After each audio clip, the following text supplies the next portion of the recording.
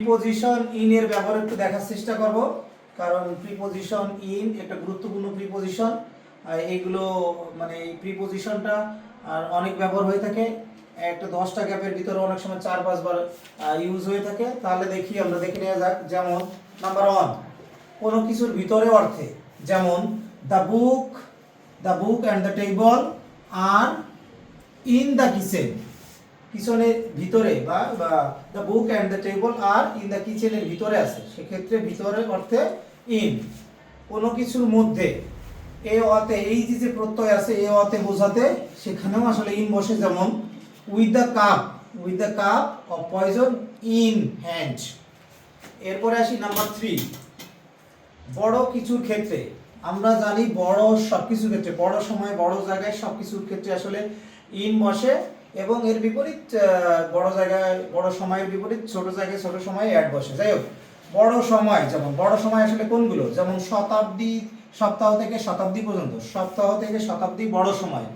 যেমন আমরা যদি এখানে ধরি সময়টাকে নেওয়ার জন্য কয়েকটা এক্সাম্পল নেই, যেমন এটা ময়মনসিংহ বোর্ড 2023-এ আসছে ইন দা অটাম, মানে ঋতুর ক্ষেত্রে এটা বড় সময়। মাসের ক্ষেত্রে মাস, হ্যাঁ, যেহেতু সপ্তাহ থেকে শতাব্দী তার মানে মাস তো 30 দিন, তাহলে সেই ক্ষেত্রে ইন অক্টোবর, এটাও ঢাকা বোর্ড 2023-এ আসছে। এরপর বড় জায়গায়, যেমন ইন বাংলাদেশ, যত বড় জায়গায় আছে তার আগে ইন বসবে। ভাষার ক্ষেত্রেও ইন বসে, যেমন ইন ইংলিশ, যে কোনো ভাষার ক্ষেত্রে বসবে। বিষয়ের ক্ষেত্রে যেমন ইকোনমিক্স, তাহলে ইন বসবে। এরপরে হচ্ছে নাম্বার 4, কোনো অবস্থার মধ্য দিয়ে বা অবস্থা বোঝাতে ইন বসে। যেমন দে ওয়ার ইন ডিফিকাল্টি, এই যে ইন বসলো এটা হচ্ছে ডিফিকাল্টির মধ্য দিয়েই যাচ্ছিল, তার মানে কোনো কিছুর মধ্য দিয়ে, সেক্ষেত্রে ইন বসে। এটাও একটা বোর্ডে আসছিল 17 সালে। কিছু ফ্রেজের ক্ষেত্রে আমরা ইন দেখতে পাই, যেমন in short, in consistent with, in the long run, in case, in this regard. এইভাবে কিছু ফ্রেজের ভিতরে আমরা আসলে ইনের ব্যবহারটা পেয়ে থাকি।